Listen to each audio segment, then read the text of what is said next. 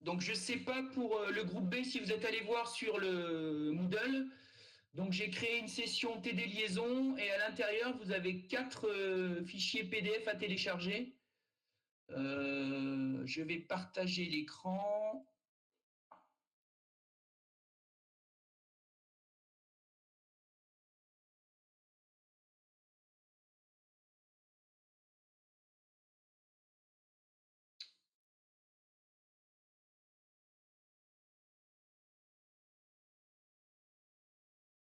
Voilà. Dans le TD liaison, donc vous avez le sujet, les annexes, le cahier réponse et le calque. Donc, vous pouvez déjà tout télécharger, là-dessus, il n'y a pas de souci. Pendant que ça télécharge, je vous explique le principe de ce TD qui va durer normalement 6 heures en vis-à-vis à distance cette année, mais normalement 6 heures ensemble. Euh, donc l'idée, c'est de faire un petit peu de bureau d'études, calcul et un petit peu de conception sur un calque. Des choses relativement simples. Euh, le sujet, tous les ans, moi je suis membre du jury du concours d'entrée aux arts et métiers pour les classes préparatoires. Donc dans ce cadre-là, on réalise tous les ans un sujet de conception pour élèves de classe prépa pour rentrer aux arts et métiers. Et donc, du coup, j'ai accès à la banque de données de tous les anciens sujets, bien évidemment. Et donc, on en choisit un tous les ans avec Monsieur Polia et on le fait ensemble. Alors, dans la vraie vie, le sujet dure, je crois, 5 heures ou 6 heures aussi. Pour les candidats aux arts et métiers, nous, on va passer 6 heures ensemble à le faire, à expliquer des choses. On va le découper en 4 heures de notice calcul et 2 heures de calque dessin. D'accord? Je ne sais pas comment trop ça va se passer pour le calque dessin, on verra à distance, mais bon, il n'y a pas de raison que ça ne marche pas aussi bien que le reste. Sachant que ce qu'on vous demandera, c'est de finir la notice seul et de finir le calque seul. On les ramassera et normalement, ça donne une note. Sachant que habituellement, on le laisse faire les gens chez eux à la maison. Donc là, il n'y a pas de raison que vous n'ayez pas le droit non plus de le faire à la maison et qu'on puisse le récupérer pour une note. Alors, généralement, ça vous fait un petit peu peur dans le sens où c'est un sujet de classe préparatoire. Mais moi, j'y vois deux objectifs. Un, c'est que ça vous montre le niveau qu'un jeune de classe prépa, on va dire plutôt d'un étudiant qui veut rentrer en école d'ingénieur, doit avoir en conception mécanique et en calcul. D'accord. Et deux, la contrepartie de ça, c'est que ça vous montre le niveau que doit avoir un jeune de et qui normalement est inférieur au vôtre, notamment sur la partie conception calque. Et vous allez voir que la partie calcul n'est pas si difficile que ça. Donc ça doit, un, vous montrer, on va dire, le niveau à atteindre pour ceux qui veulent aller en école d'ingénieur, mais deux, ça doit vous rassurer sur le fait que le niveau n'est pas inaccessible. Bien au contraire. OK. Personne ne dit rien, donc ça doit aller. Pour terminer par rapport à ça, vous allez voir que tous ces sujets-là, c'est un tout petit peu long à, on va dire, digérer au départ. Donc, ce que je vous propose, c'est de vous laisser 10 minutes, un quart d'heure pour lire le sujet avant la première question. Et on va dire que d'ici, on va dire, on va se donner rendez-vous à 10 heures si ça vous convient.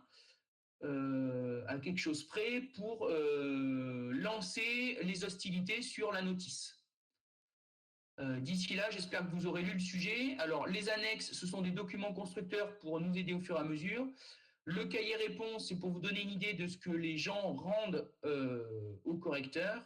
Et le calque, ben, pour l'instant, on n'en a pas besoin, parce que ce sera la partie conception pure et dure. Ok, donc si ça convient à tout le monde, je vous laisse une grosse dizaine de minutes pour lire le sujet et essayer de comprendre ce qu'il y a à faire.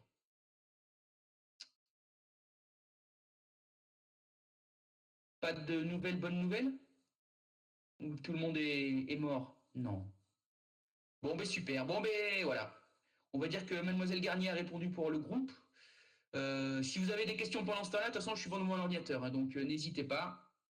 On se donne une 10 bonnes minutes pour faire ça. Allez.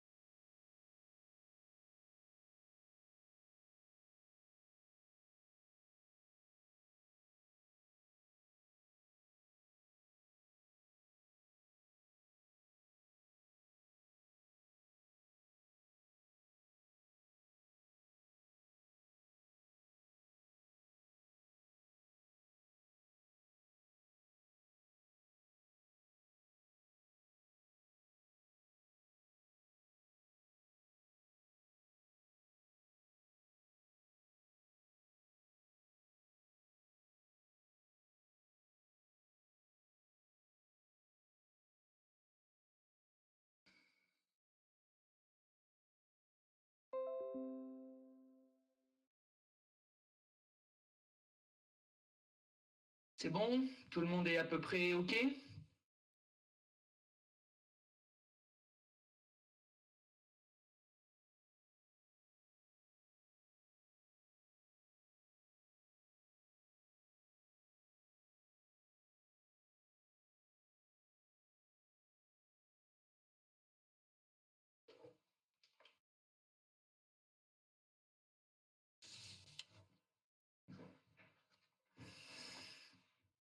Donc, si vous avez lu le sujet, vous avez vu que c'est la conception, on va dire, d'une structure mécanique qui servira de barre d'altitude, entre guillemets. Et donc, le sujet va principalement porter sur quelques exigences fonctionnelles liées à la montée de la tourelle du bar,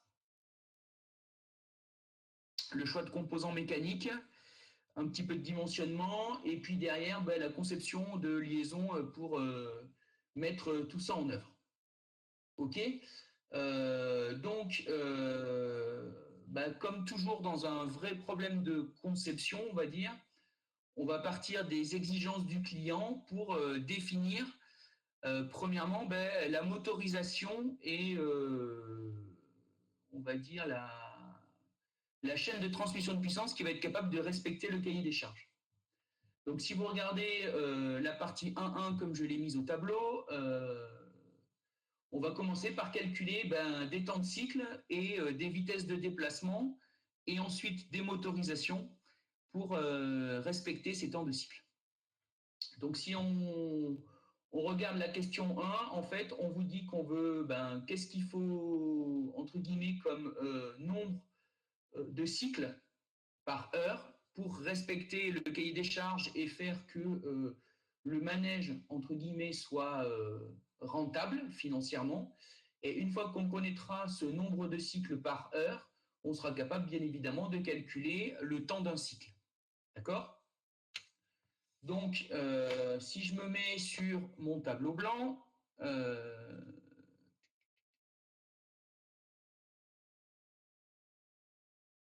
voilà, je vais y aller doucement.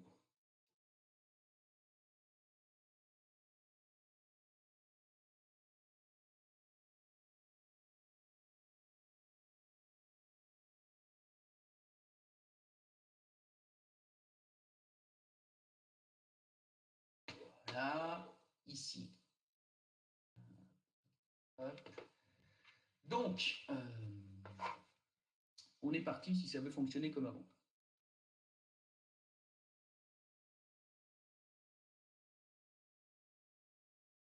Donc, si on regarde, on nous demande de calculer le nombre de cycles par heure. D'accord? Donc, et on vous dit qu'il faut exprimer ça en fonction du nombre de cycles par jour.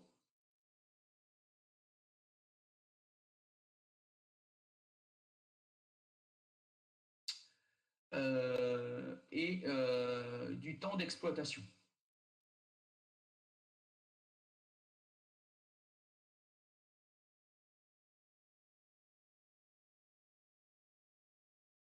Voilà, et du nombre.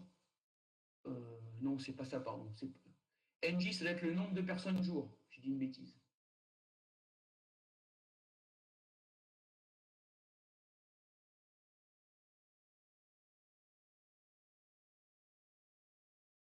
Et ça, c'est personne cycle.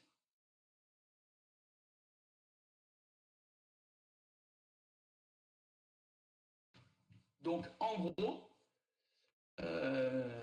qu'est-ce qu'on sait? Ben, que le nombre de cycles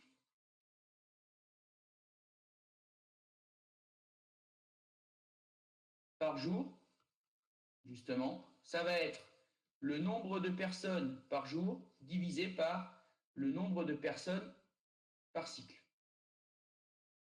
J'ai des bêtises dès le début. D'accord? Et du coup, le nombre de cycles par heure, ben, ça va être le nombre de cycles par jour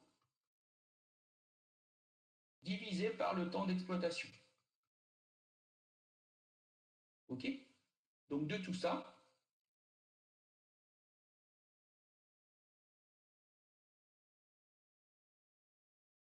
on peut en déduire par rapport à la formule que NCH est bien égal à NJ sur NP et exp.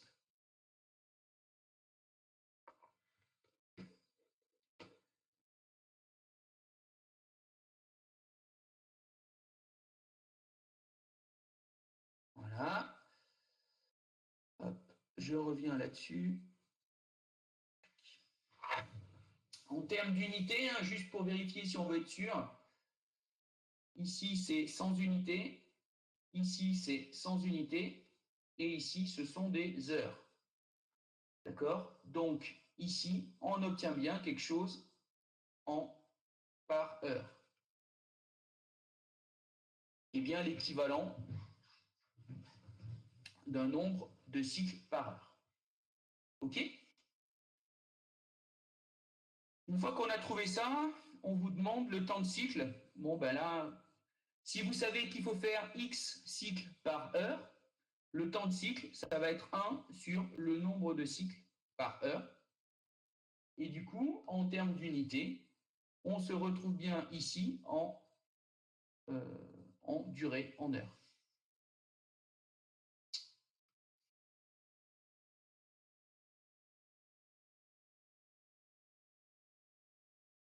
Si je veux faire mes applications numériques,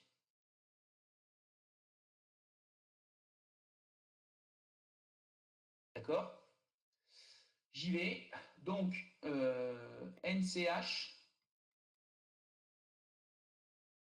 égale le nombre de cycles, le nombre de personnes par jour. Je m'en souviens plus. Je sais que le temps d'exploitation, c'est 12 heures. Il faut que je revienne voir le reste. Donc, c'est toujours pénible dans ces cas-là. Il faut trouver les données. Hop, hop, hop.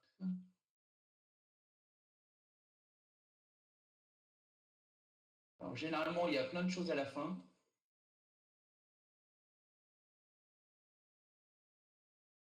Donc, même pas.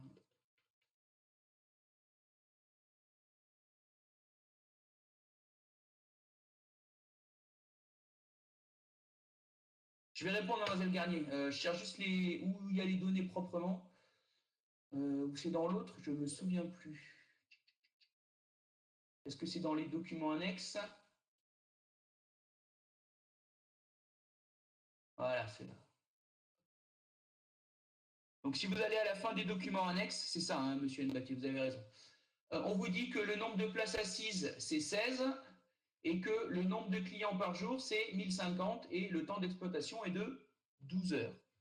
Donc, si j'applique avec ces trois valeurs, eh bien, je vais en déduire donc qu'on est à 16, pardon, 1050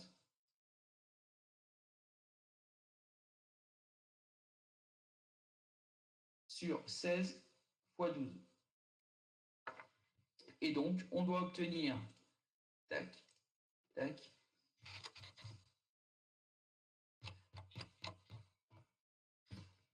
voilà, un chiffre qui est à peu près à 5,5 cycles par heure. D'accord? Alors, pour répondre à mademoiselle Garnier, je ferai le calcul de l'autre ici après. Qu'est-ce qui se passe? Ici, on vous dit que c'est le nombre de cycles en une heure. D'accord? Donc, si vous devez faire 10 cycles en une heure, un cycle doit durer 1/10 d'heure. D'accord? Si vous devez faire 2 cycles en une heure, le cycle doit ou peut durer une demi-heure. Donc j'en déduis que le temps de un cycle est égal à 1 sur le nombre de cycles en une heure.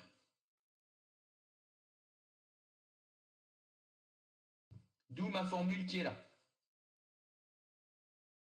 Est-ce que c'est bon, mademoiselle Garnier? Très bien. Donc ici, j'en déduis que mon temps de cycle, c'est 1 sur 5,5. Et ça doit vous faire à peu près, si je ne me suis pas trompé, ça voudrait dire qu'on s'est trompé pour beaucoup de monde, 11 minutes par cycle.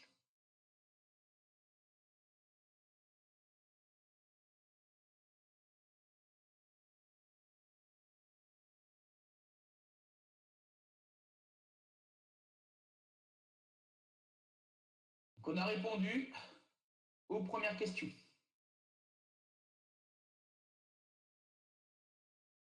À la première question. Avec ces 4 réponses. Voilà. Je continue.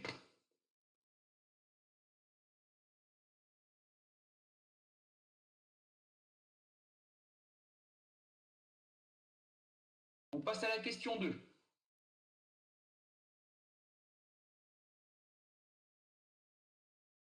Donc si on va voir la question 2,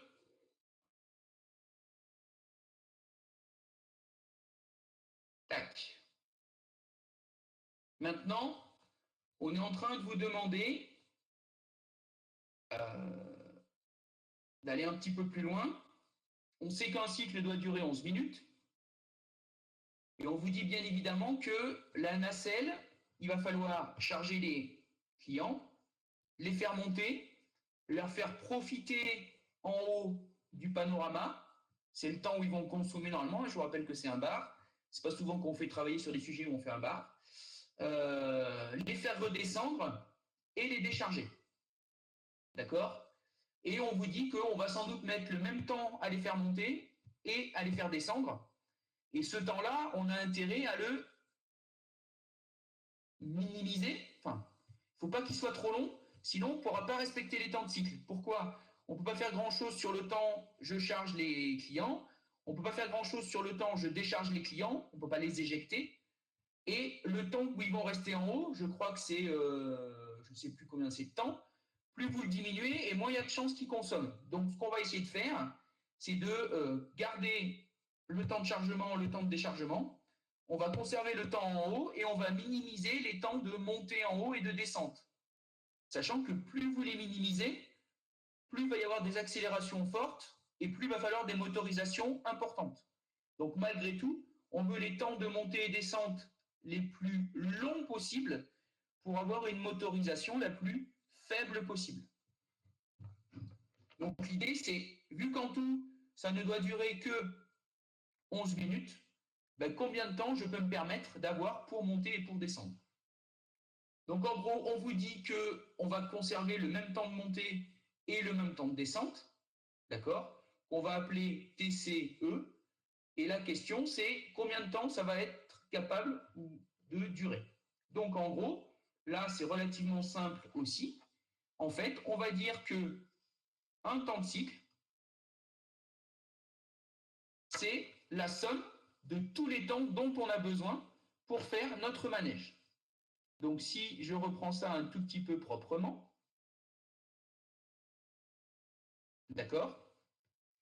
Et bien dedans, il va y avoir le temps de chargement, plus le temps de montée, plus le temps où les gens vont profiter du panorama et consommer, plus le temps de descente, plus le temps de déchargement. D'accord? Donc si je re-regarde une dernière fois le sujet pour être sûr, 2 et 4, voilà, c'est ça. Donc je vais le noter en couleur pour qu'on soit d'accord, hein, pour pas qu'on oublie. Ça, c'est T montée, temps, pardon, chargement.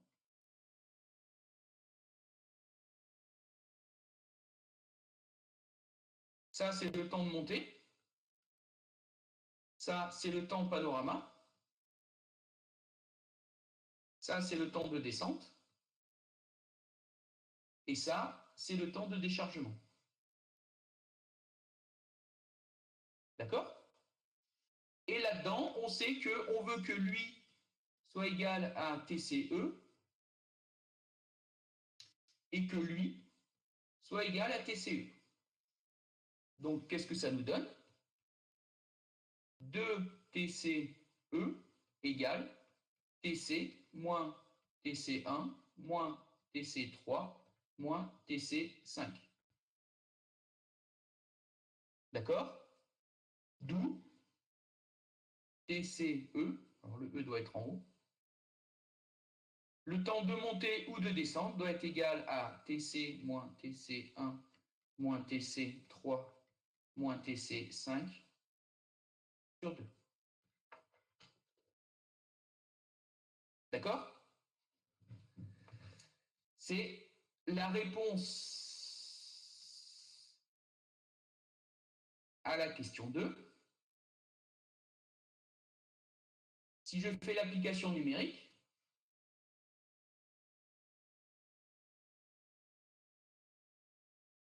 d'accord, ben, TCE, ça va être les 11 minutes qu'on a calculées, moins, je crois que c'est 2 minutes pour le chargement, moins 5 minutes, moins 1 minute, divisé par 2. Donc ça doit nous faire à peu près 1,5 minutes, c'est ça? 5, 6, 7, 8, 8, 9, 10, 11, divisé par 2, 1,5 minutes.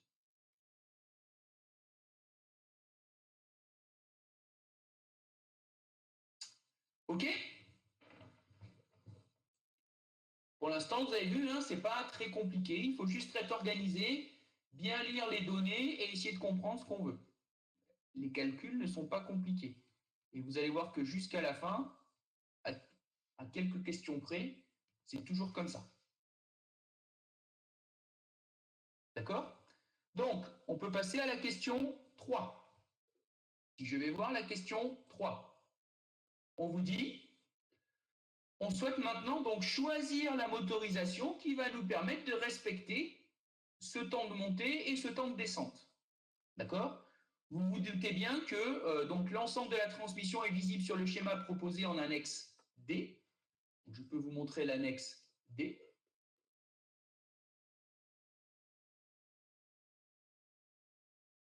Voilà. On va dézoomer un peu. Donc l'idée, si vous regardez, est relativement simple. Qu'est-ce qui se passe? On a ici donc la nacelle qui va porter les clients. Alors, il y aura 3 mâts en tout, hein, ça c'en est un, qui va être en liaison glissière par rapport au bâti d'axe vertical. Et on va aller maintenir la nacelle en position avec un câble qui, via une poulie, est relié à un treuil en bas, entraîné par un moteur. D'accord? Et l'idée, bien évidemment, c'est d'être capable de choisir la motorisation qui va entraîner ce treuil en rotation. Alors, bien évidemment, on ne peut pas y brancher un moteur électrique directement. Hein. Pourquoi? Un moteur électrique, ça tourne vite, ça n'a pas trop de couple. Et là, on est plutôt dans une application où il va falloir tourner doucement avec beaucoup de couple. Donc, ça veut dire quoi? Eh bien, on va aller choisir un motoréducteur. D'accord? Dans un premier temps, on va choisir le coefficient de réduction du réducteur et ensuite, on ira choisir le moteur en fonction de la puissance nécessaire. D'accord? Donc, si je reviens à mon sujet, ici, on vous dit quoi? Voilà, sur chacun des 3 mâts, la transmission est composée d'un moteur dont la vitesse de rotation est égale à ωe mot et d'un réducteur de rapport IE supérieur à 1. On met dans le bon sens.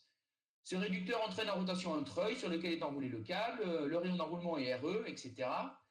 Le câble passe par une poulie, est considéré solidaire. Cette attache sera étudiée plus tard. La hauteur de levée est HE. D'accord? Donc, on vous demande d'exprimer la vitesse d'élévation de la nacelle en fonction de la vitesse de rotation du moteur, du rapport de réduction et du rayon d'enroulement du câble.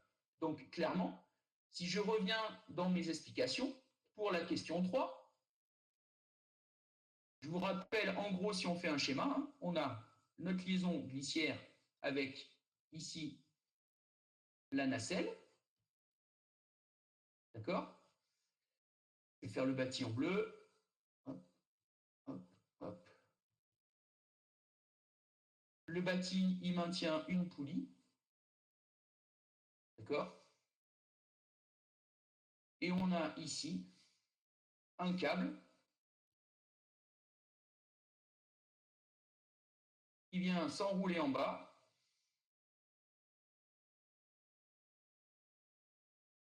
sur le treuil. D'accord? Donc là, ça paraît très simple, hein, mais ici, on va avoir la vitesse de la nacelle, comme ça. On va directement retrouver ici opposé en vitesse. Donc là, on a moins vitesse nacelle. C'est pas beau comment j'ai écrit. D'accord? Donc moins V nacelle à cause du renvoi de la poulie. Et donc du coup ici, la vitesse de déroulement du câble, en gros, doit être égale en valeur absolue à la vitesse de la nacelle.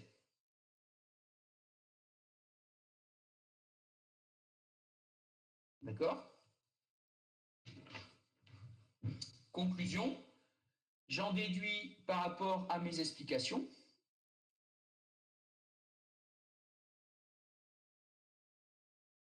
que la vitesse V nacelle qui m'intéresse, en norme, ça va être quoi? Ben, tout simplement, vous avez un cylindre en rotation qui tourne à vitesse constante. Donc, on va retrouver du rayon du treuil multiplié par la vitesse de rotation de la poulie, R oméga. D'accord? On a un motoréducteur, donc ça se ramène à RE multiplié par oméga E mot sur IE. Pourquoi est-ce que je divise par I? Je vous rappelle qu'on a dit que I était un rapport de réduction supérieur à 1. Donc, si je veux répondre proprement à ma question, j'en déduis que ma vitesse V sera égale à RE oméga mot E divisé par IE. Et j'ai répondu à ma question. Est-ce que la cinématique est claire pour tout le monde? Ça va? Surtout s'il y en a qui n'ont pas suivi, qui me le disent.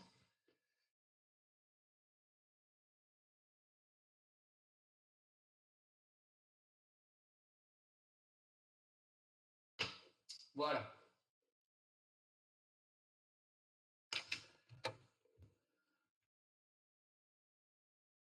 Donc, on a répondu à la question 3, on peut attaquer la question 4.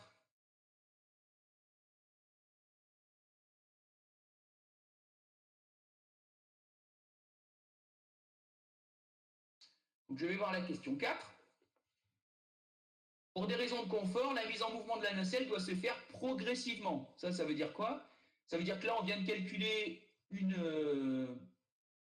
un temps de cycle, d'accord? Mais il est inenvisageable que pendant la minute et demie, on soit à vitesse constante. Sinon, au début et à la fin, les gens ne vont pas supporter, en gros, l'accélération qui est supposée quasiment infinie. Donc, on vous dit que la mise en mouvement de la nacelle doit se faire progressivement, tout comme sa mise à l'arrêt.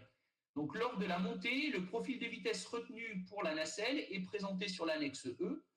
Il serait de la même forme dans la phase de descente. On vous demande donc d'exprimer la vitesse en régime permanent en fonction de la hauteur et des temps de cycle et du temps d'accélération, puis d'effectuer l'application numérique.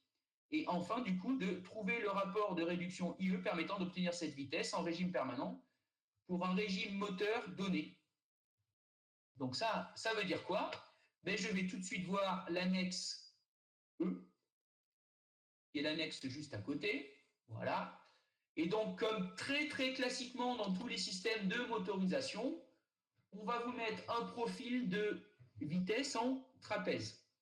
D'accord? Donc, en gros, vous avez une phase de 0 à taux E d'accélération constante, où la vitesse augmente de manière linéaire, puis une phase à vitesse constante, et enfin une phase de décélération constante, où la vitesse diminue de façon linéaire.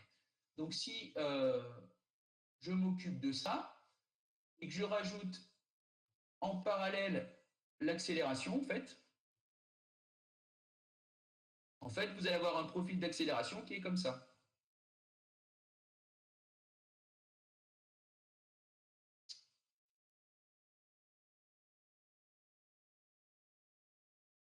D'accord? Et on parle de loi de vitesse en trapèze. OK? Donc ça va nous servir à quoi? Eh bien, en fait, on vous demande, en gros, quelle est la valeur ici que va valoir VE pour que tout fonctionne, sachant qu'on a une contrainte, bien évidemment, c'est que ça, la totalité, ne dure que 1,5 minutes qu'on a calculé avant dans notre cahier des charges. D'accord? Donc, il va falloir qu'on calcule en fonction de VE, de taux E et de HE et du temps total, en gros, quelles sont les pentes que l'on va pouvoir donner et quelle est la valeur de VE que l'on doit atteindre. OK? Comment est-ce qu'on va faire ça tranquillement? Eh bien, on va tout simplement intégrer. Ça veut dire quoi? On va faire un tout petit peu de cinématique. OK? Donc, si je résume mon profil, je vais le refaire là vite fait.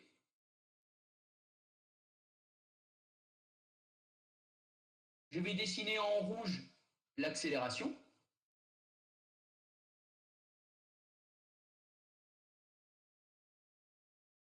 D'accord? Et je vais dessiner en vert la vitesse. Donc, en gros, ici, j'accélère à vitesse, je suis à vitesse constante et je décélère jusqu'à la fin. Là, je sais que j'ai taux E. Là, je sais qu'à la fin, j'ai TCE. D'accord? Du coup, ici, je dois avoir TCE moins taux E. Là, j'ai VE. OK? Si jamais je dessine le dernier, attendez, là, en rouge, en vert, vitesse, en rouge, accélération, et du coup, en bleu, je vais faire la position. Donc, si je dessine la position dans mon graphique, ben, ça va ressembler à quelque chose comme ça. Au début, je vais aller doucement et puis aller comme ça. Après, j'ai une ligne droite parce que la vitesse est constante. Et à la fin, je ralentis et donc ça va être comme ça. OK? Et je sais qu'ici, à la fin, je dois arriver à HE, qui est la hauteur du panorama. Donc ça, c'est le graphique. On voit que tout est lié, hein, en intégrant par rapport au paramètre temps. Ben maintenant, il faut qu'on essaye de voir ce qui se passe par les calculs. Donc je vais appeler ça la phase 1, l'accélération. Ensuite, la phase 2, la vitesse constante. Et la phase 3, la décélération. D'accord? Donc, comment je peux me lancer dans mes calculs? On va commencer par la phase 1. La définition de la phase 1, c'est petit a égale constante. Je suis à accélération constante. Donc attendez, je vais le marquer ici, accélération petit a, vitesse v, et position, on va l'appeler h. D'accord? Donc si je suis à vitesse, à accélération constante, qu'est-ce que je vais pouvoir faire? Je vais pouvoir intégrer 2 fois pour arriver à la position. D'accord? Donc si j'intègre une première fois, intégré par rapport au temps, j'obtiens quoi? Que la vitesse, ça va être ma constante fois le temps, plus une constante 2. D'accord? Si je regarde le graphique qui m'a été donné, qu'est-ce que je sais pour trouver cette constante? Ben, je sais deux choses. A, t égale à 0, v égale à 0, d'accord? Et à t égale taux E, j'ai la vitesse qui doit être égale à ma vitesse de croisière VE. D'accord? Donc, si je remplace à t égale à 0, ici, ça me donne quoi? Que ma constante 2 doit être égale à 0. Et si je remplace à t égale taux E, le E doit être en bas, c'est mieux quand même. Ici, j'en déduis que petit a fois taux E doit être égal à VE. Et j'en déduis du coup que ma valeur d'accélération, c'est VE sur taux E. Accessoirement, hein, toujours vérifier les unités. Ici, j'ai déjà des mètres par seconde. Ici, j'ai des secondes. Donc, j'obtiens bien des mètres par seconde au carré.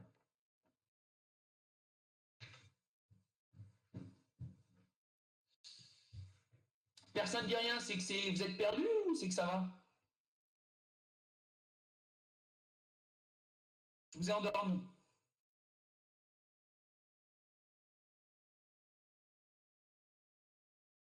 C'est parfait. Il y a au moins les deux filles qui suivent, c'est l'essentiel. Deux filles qui suivent, pas les deux. Bon, on continue. Hop.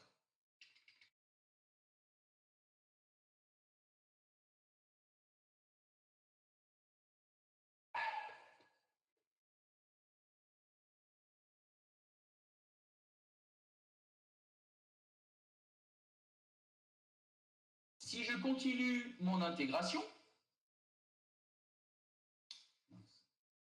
une deuxième fois, pour passer à la position, je réintègre par rapport au temps. Et dt, en fait, c'est dt ici.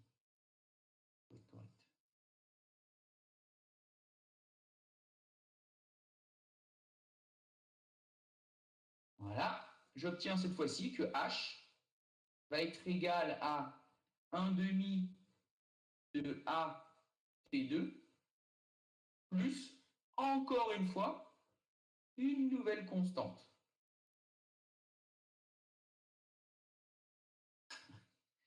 OK? Et là, je sais que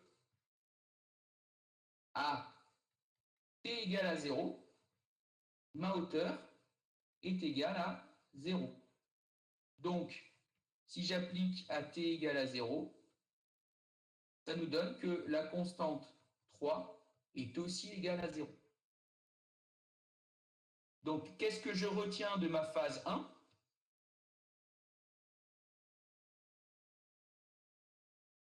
Mon équation de mouvement va être h de t égale 1 demi de a, c'est-à-dire VE sur taux E, t carré. Et ça, c'est l'expression de ma position en fonction du temps. Pour la phase 1. D'accord? Je vais continuer, si j'arrête de faire des bêtises.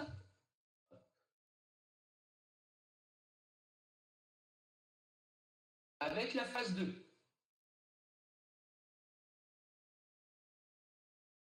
Phase 2.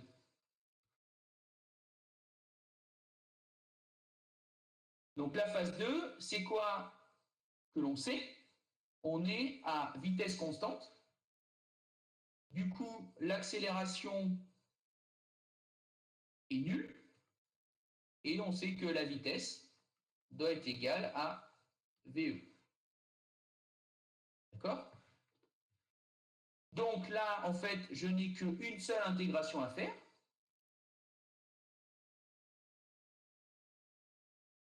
Et ça va me donner que la hauteur, en fonction du temps, va être égale à VE fois T plus une constante 4. D'accord? Cette fois-ci, pour déterminer la constante 4, je vais aller me servir de ma phase 1. Pourquoi?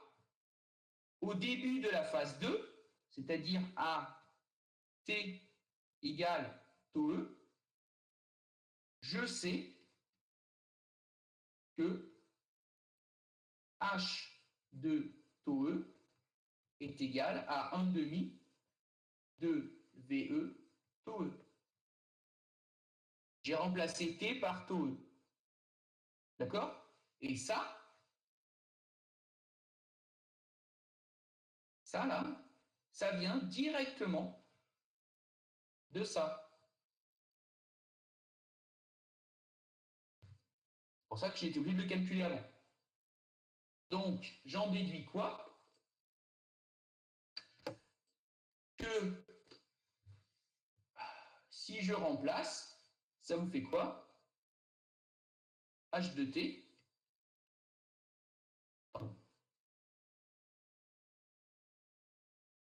H de taux E est égal à VE taux E plus ma fameuse constante 4, et c'est aussi égal à 1 demi de VE taux E.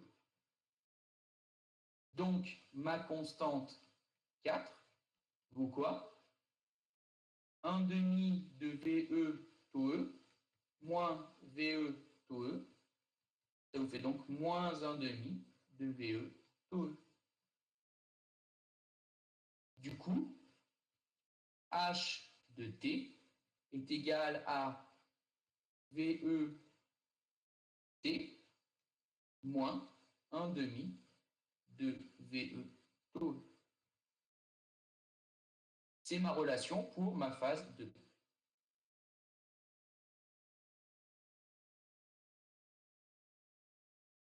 OK?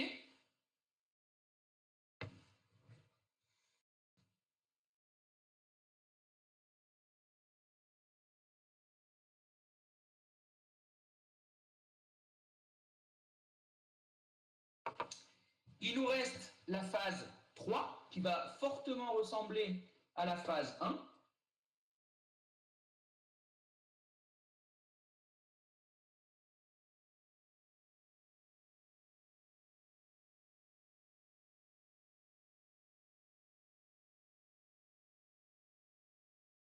D'accord?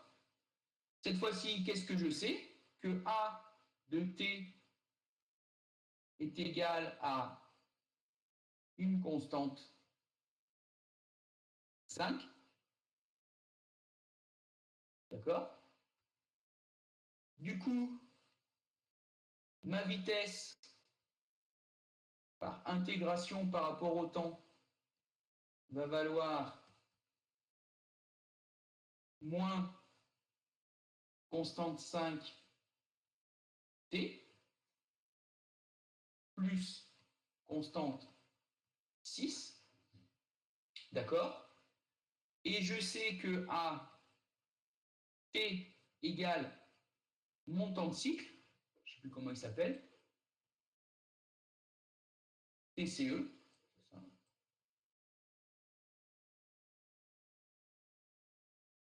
je dois avoir une vitesse qui est égale à 0. Et à T égale TCE moins le temps de décélération taux E, je dois avoir une vitesse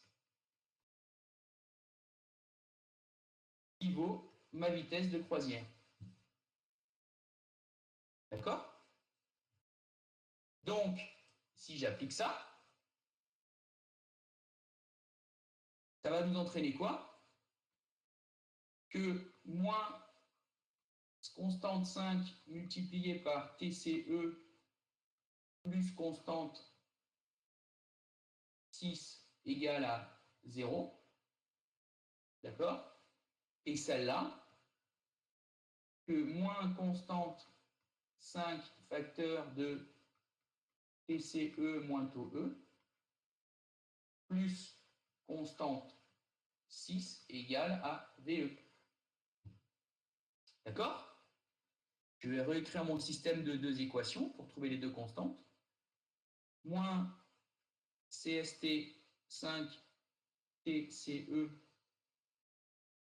plus CST 6 égale à 0. Et l'autre, moins constante 5 facteur de TCE moins taux E plus constante 6 doit être égal à VE. D'accord? Alors là, il y a un tout petit système de deux équations à deux inconnues à résoudre. Si vous faites 2 moins 1, constante 6 va disparaître.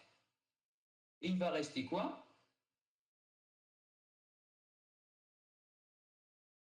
Moins constante 5 facteur de TCE moins taux E plus TCE égale VE. Et j'en déduis que constante 5 égale VE sur taux E. Donc l'accélération,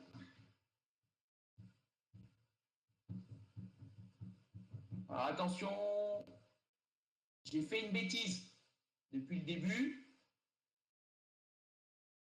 C'est pas grave, c'est que vu que j'ai mis un moins ici,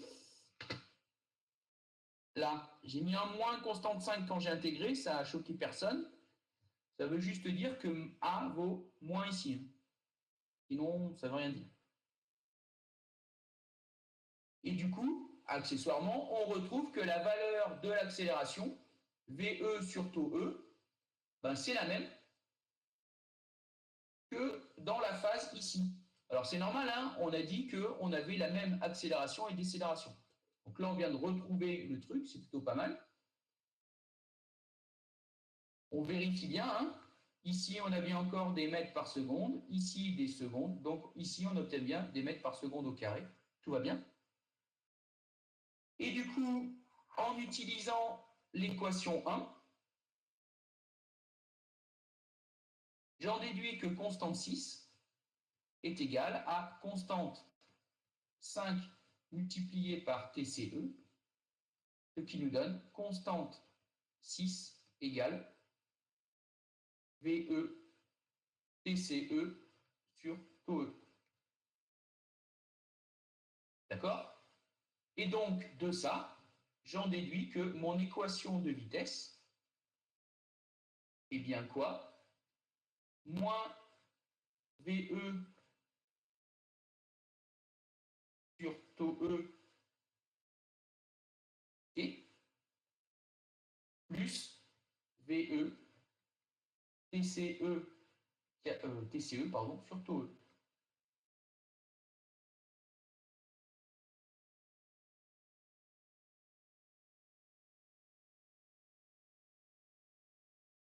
OK? Là, bah, il ne me reste plus qu'à faire quoi? Intégrer encore une nouvelle fois pour avoir ma position. Donc j'y vais. J'intègre encore une fois par rapport au temps. Et ça va vous donner h de t égale moins VE sur taux E T2 sur 2 plus VE TCE sur taux E T plus une constante 7. D'accord? Et je sais que la hauteur à la fin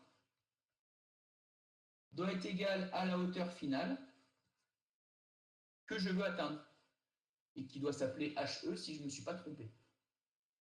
Donc, j'en déduis quoi?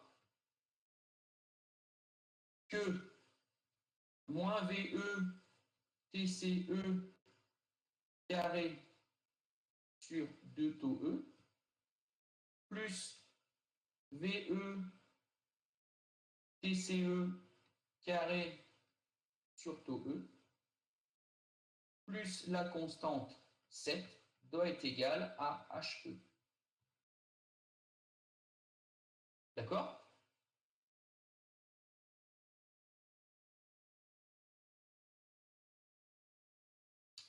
Ici, ça va vous faire du ça moins la moitié de ça. Donc ces deux-là, ça va faire du VE TCE carré sur 2 taux E, plus la constante 7 égale HE. Et j'en déduis que ma constante 7 est égale à HE moins VE TCE carré sur 2 taux E. Et mon équation finale de ma position est du coup quoi? Moins VE sur 2 taux E t carré plus VE TCE sur taux E t plus HE moins VE TCE carré sur 2 taux E. Et vous avez ici votre équation de mouvement sur la dernière phase.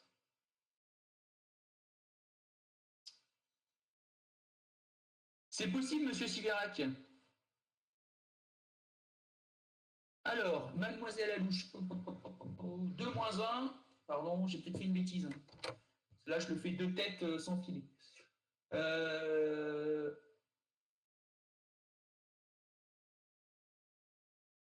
Oui, c'est une bonne. Attendez, faites voir. J'ai fait une bêtise? C'est possible.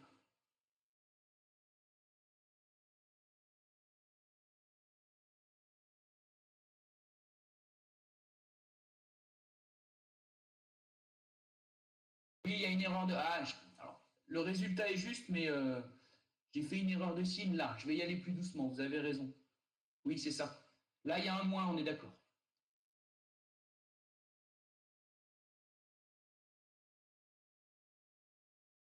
Pourquoi? En fait, vous faites ça moins ça. Donc, si je vais le faire en bleu dans un petit coin. En fait, vous faites moins CSTE5 facteur de TCE moins taux E.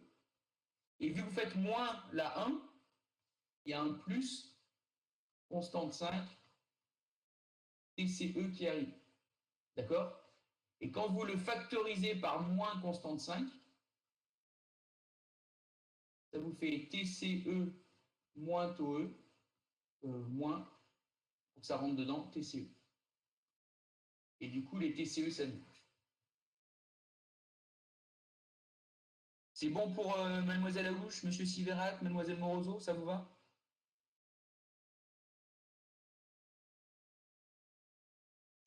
Non, mais vous faites bien de me le dire parce que voilà, des fois ça arrive. Plus que ce qu'on pourrait imaginer. Donc tout ça, ça va nous servir à quoi quand même, hein?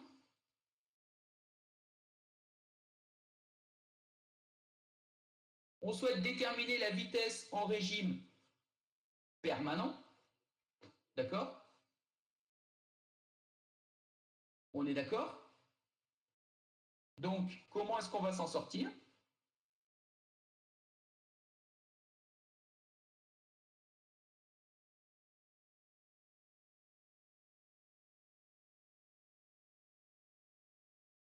Je vérifie quelque chose juste. Voilà.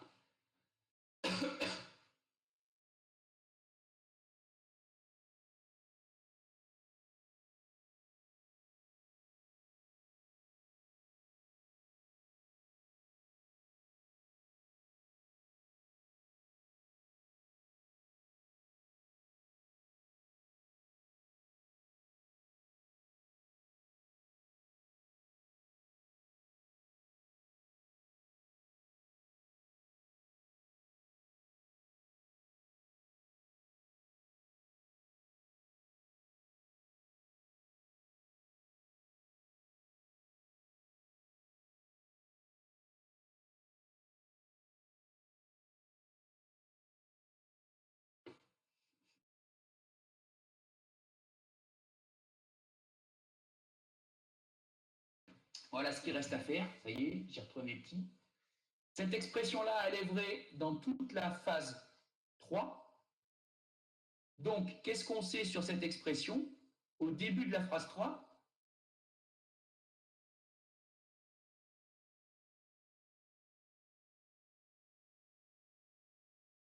on a H. Non, pardon. Je ne vais pas y arriver. On a V de TCE moins taux E qui doit être égal à VE. D'accord?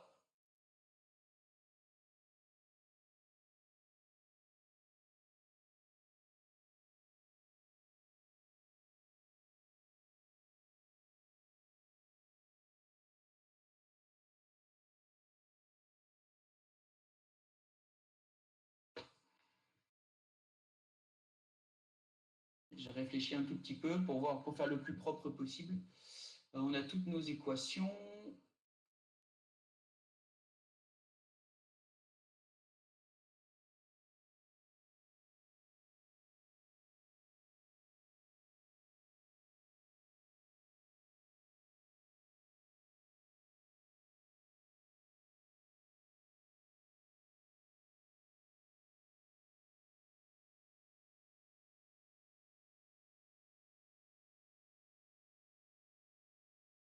Ça y est, je suis perdu. J'en ai trop fait.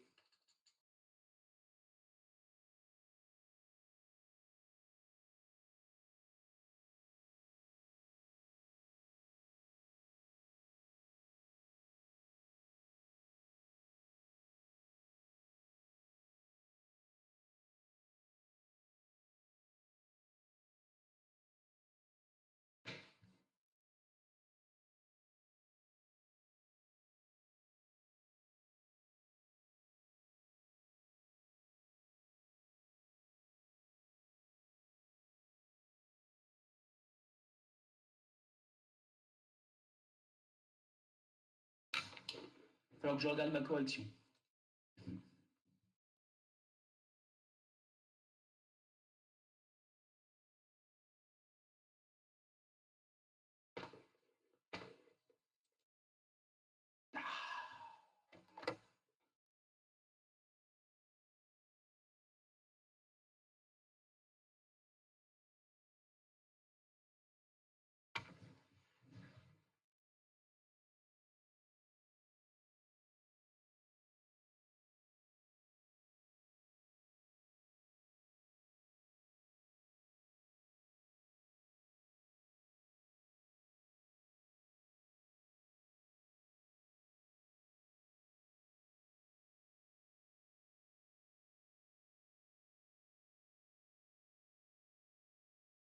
Je vais voir un truc.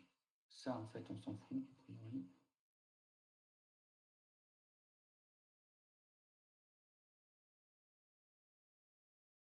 Donc, attendez avant d'écrire, hein, je vérifie juste un truc.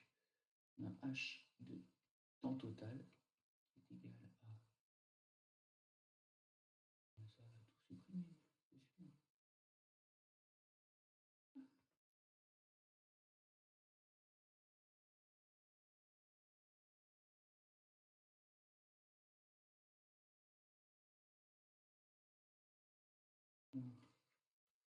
Ça va tout supprimer, c'est sûr. TCE carré sur 2 PE plus PE TCE carré. Ouais, c'est ça. Bon, ça sert à rien. Bah, je suis perdu. Faut que j'aille prendre un café.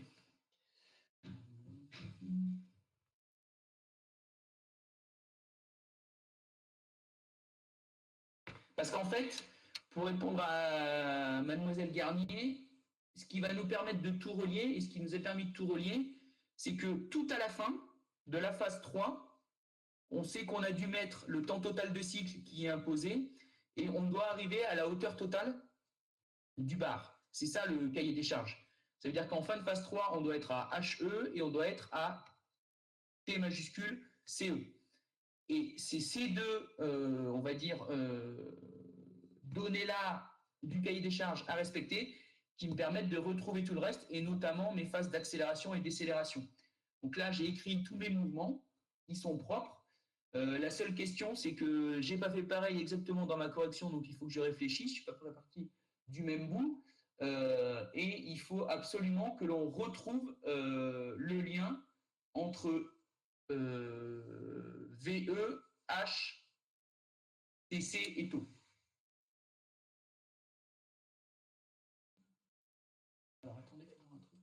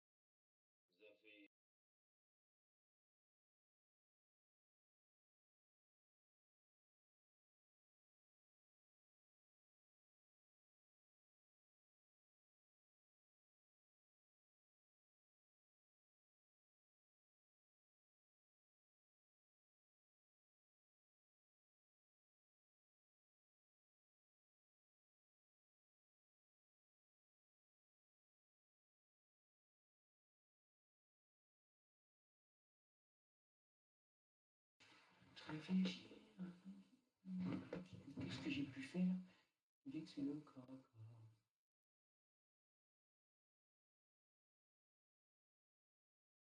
Ah, ça y est, j'ai trouvé.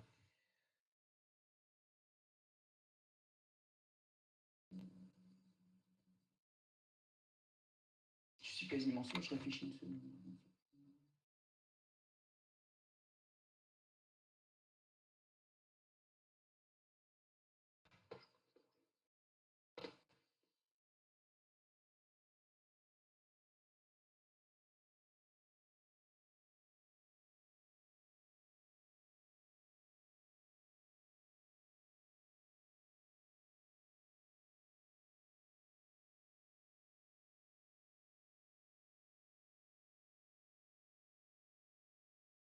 Je sais pas si j'ai pas fait une bêtise là. C'est ça qui me perturbe. Ça, c'est d'être des mètres par seconde, des secondes au carré, et ici des secondes. Non, ça marche. Ça marche. Ça fait bien des mètres moins des mètres.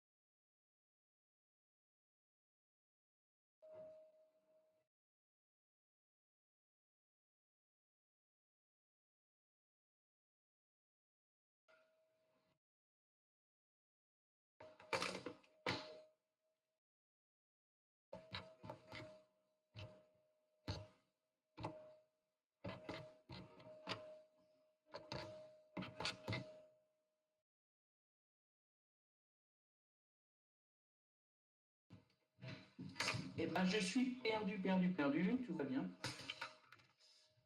Pourquoi j'arrive pas à retrouver mes petits?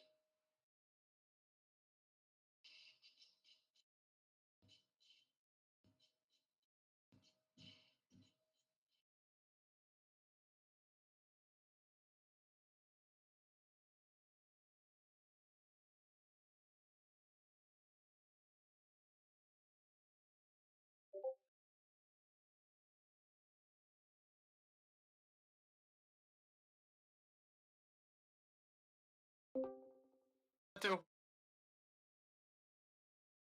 hein? Ça va? Tu le vis bien toi aussi, le cours qu'on est en train de faire? Parce qu'en fait, il y a une chose de Ah! sûre, Oups! je retombe pas sur mes petits à la fin, c'est ça qui m'inquiète, c'est que Bah, à t le égale T à 0,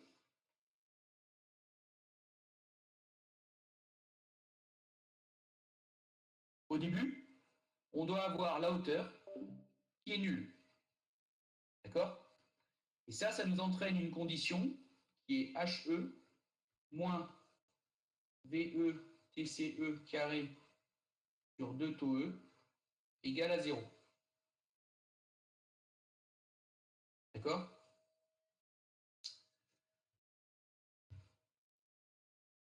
Et donc, on a une condition. Mais ce que je ne comprends pas, c'est que je n'ai pas la même. Donc, il va falloir que je réfléchisse. Est-ce que ça revient à la même chose? Ça nous fait HE égale DE TCE carré sur 2 taux E. D'accord? Et on en déduit l'expression de VE en fonction du reste.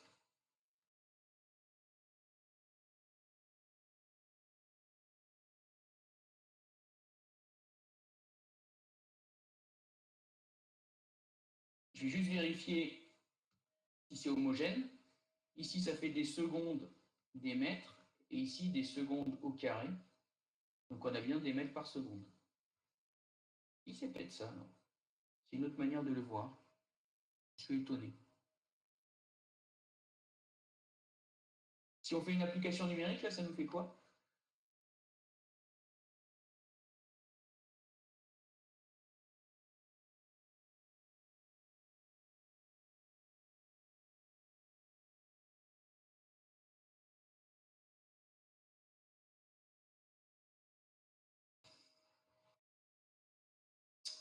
Ça vaut quoi, taux E déjà? Je sais que je crois que H c'est 30 mètres, non?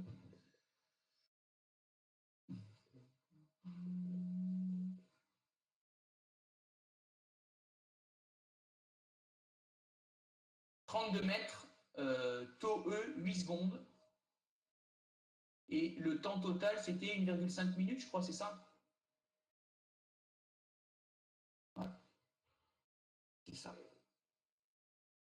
Donc si je remplace 2 fois 8 fois 32 divisé par, on a dit 90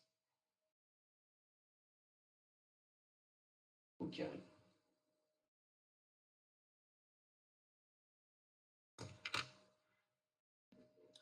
Ça, malheureusement, j'ai peur que ça ne va pas donner ce que je veux, mais c'est pas grave.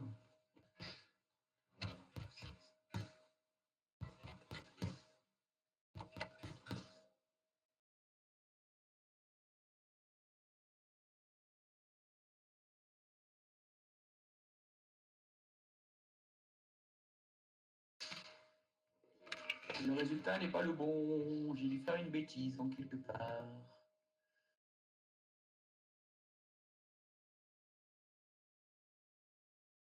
C'est pas bon, c'est pas bon, c'est pas bon, c'est pas bon.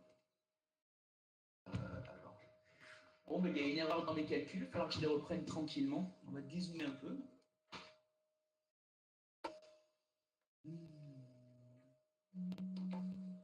Le premier qui la trouve prend des points hein, sur le.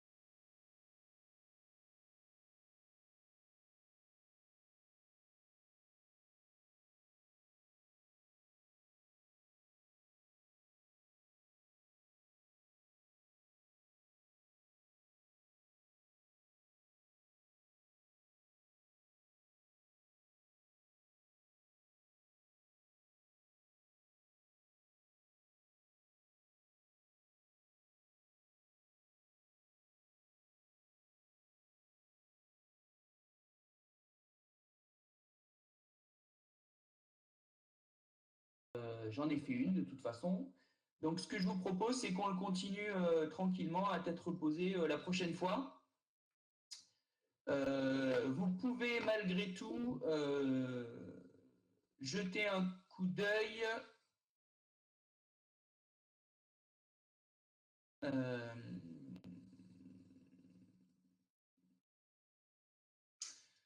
aux questions 5 et 6 qui sont assez faciles à faire. C'est un petit peu de statique.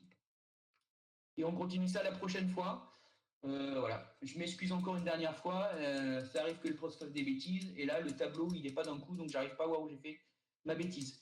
Je vous dis bonne journée, bon week-end, et puis rendez-vous lundi matin.